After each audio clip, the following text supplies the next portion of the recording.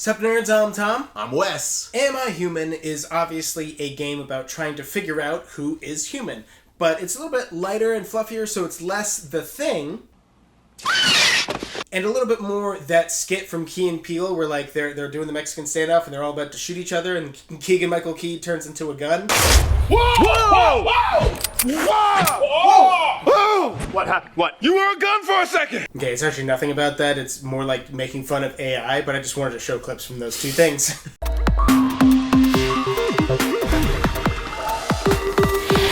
Before we get started, two things we want to just go ahead and get out of the way. First off, our channel is brought to you by GameToppers. That is the table we're playing on right now. We wear their shirts sometimes. They're awesome. If you don't have one, definitely check them out.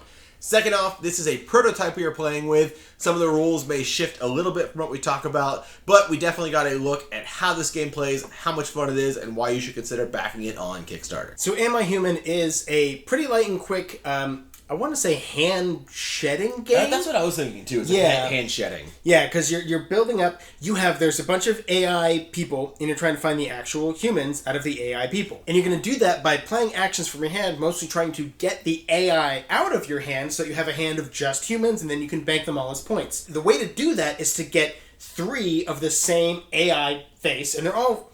Art's very silly, and the names are Blork and Froop and Fwomps and Ashley.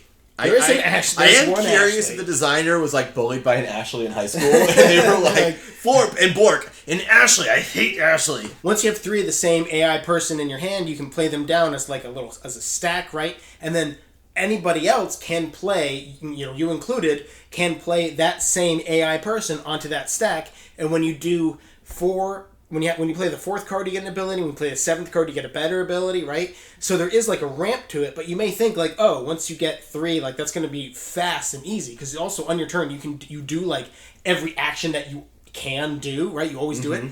But there are a lot of different AI people, so that actually is a bit harder than it sounds. Yeah, you definitely spend a few turns like crafting your hand up, getting the right cards in your hand so that you can play a bunch to actually drop a bunch of humans down. I found it really interesting that one of the things you can do is discard one of the human cards in your hand, so hypothetically points to draw more cards, which are probably going to be AI. It could be more humans. Like, it's a hand building and shedding. Because you want to build it up first. Build up the right hand, because you do draw back up at the end of every round, and then you draw one more card at the beginning of your turn. So it's not just get rid of all the cards. You have to like build up the right cards in your hand so that you can shed them down. And there's also the way you said is technically, so you say you draw it at the end of your turn, which is true, but you also draw back up to 7 at the beginning of your turn too, if anybody, because people can like steal cards from your hands and stuff. So you're always going to have a pretty beefy hand. But like that, you could discard a human to draw 2 cards. That just makes your hand worse. Yeah, 100%. And Tom mentioned the ramp up, because will you have all those stacks of the different AI? Once you have a bunch of stacks out there, most of the AI you can play out all over the place. And they're all like ability at the blockchain that you can like block from anyone playing on that stack of AI, and you can unblock that with another blockchain card. But you do get to a point where you can just like, all right, I can play this card here, and I can play this card here, and I can play these 2 cards here, I'm going to play these 4 cards to start a new chain, and also have to draw 2 cards down because I played a 4th card. So as the game progresses, like the first, probably even half the game is just like getting to a point where you really can play a bunch of cards out there.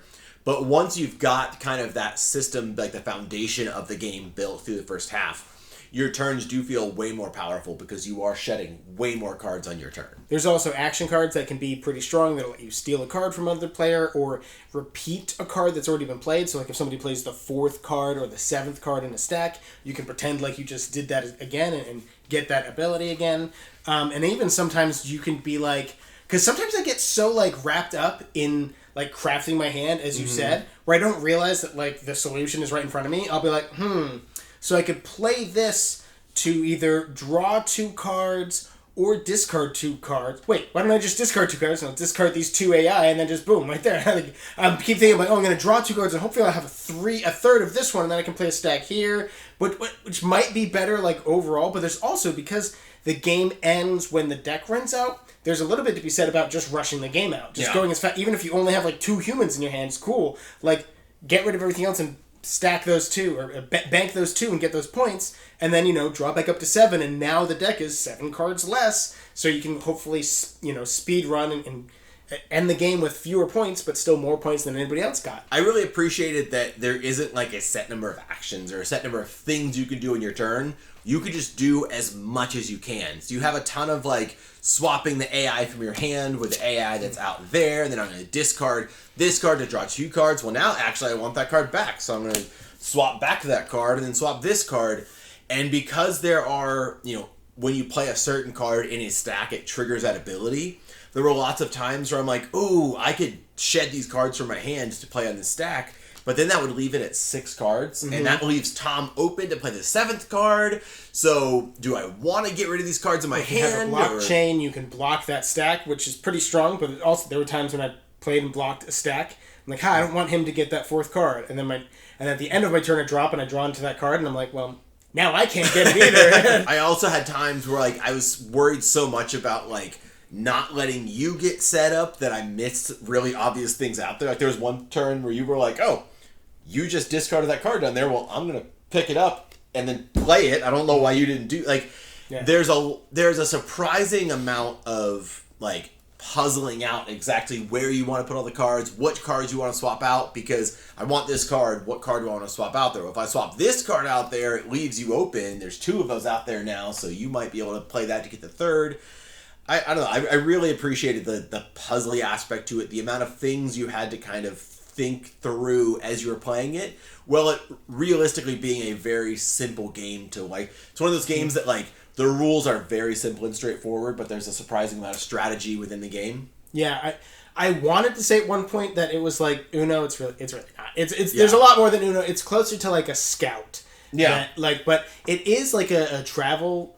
I also, again, it does take up a decent amount of table space because you have all the rows and stuff. But we did play it while we were eating, so if that helps you out, I mean, just go to a place with like a big table. Go to like a brewery. And you can but actually, this would be a great game to have some beers with. I mean, speaking of beers, we got them right here. We're not sponsored by Dos Equis, but think about it, guys. I mean, what do you want from us? We are the most interesting channel in the world, though. We are. That's true. Nintendo, give me free stuff. So, guys, if this game sounds interesting to you, there will be a link to the Kickstarter campaign in the description down below. Definitely check it out. This was a fun one. Also, while you're down there, please, of course, check out the link that we have for GameToppers. Like we said earlier, they're sponsor of Neverboard Gaming. Phenomenal. But also, we've got down there a button that says subscribe. We know put what it happens. there. We put it there. It wasn't there before. To our channel. It's not on any other channel. It's very unique. You got to see. So what actually happens when you hit that button?